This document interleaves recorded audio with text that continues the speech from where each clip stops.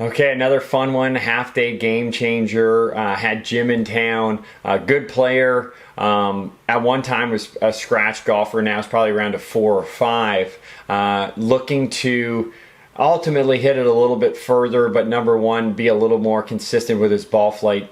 Didn't really have a shot shape that he was trying to hit. He liked to see it work a little left to right, but was really open to whatever was the most natural. So we had a good time. He did amazing in the session, and it was fun to push him forward. So just like always on the half day game changer, we started with the 3D, did a little video, did a little TrackMan, and here is what we came up with, and hope you enjoy it.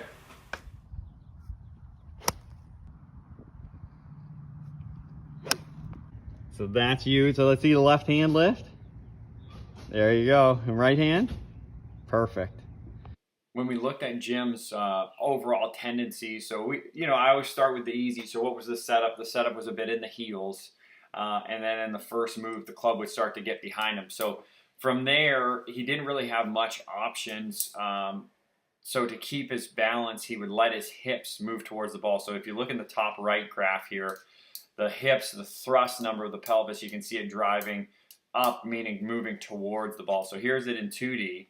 So as he's taking this away, you see the club getting behind, and then he reacts by moving the hips forward to keep his balance, okay? Because if he stayed back, he would lose his balance. So from there, he didn't have much space for the club, so you can see it rebalance and getting on top, okay? So when it would rebalance and get on top, that led to him having to fall back through impact.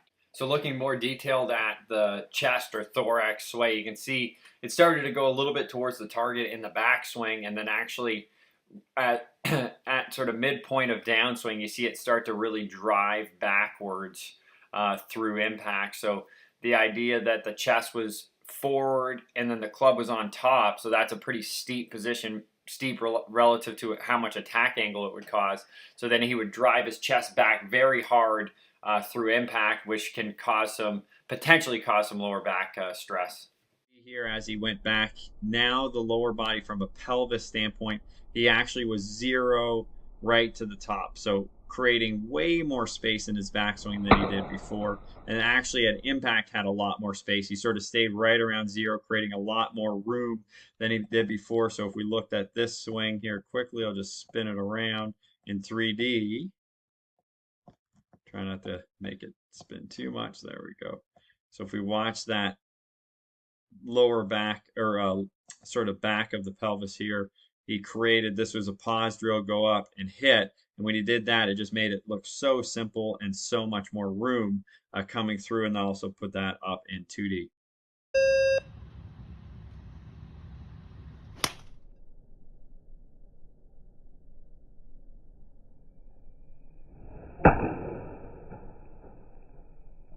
All this. All right. Yeah.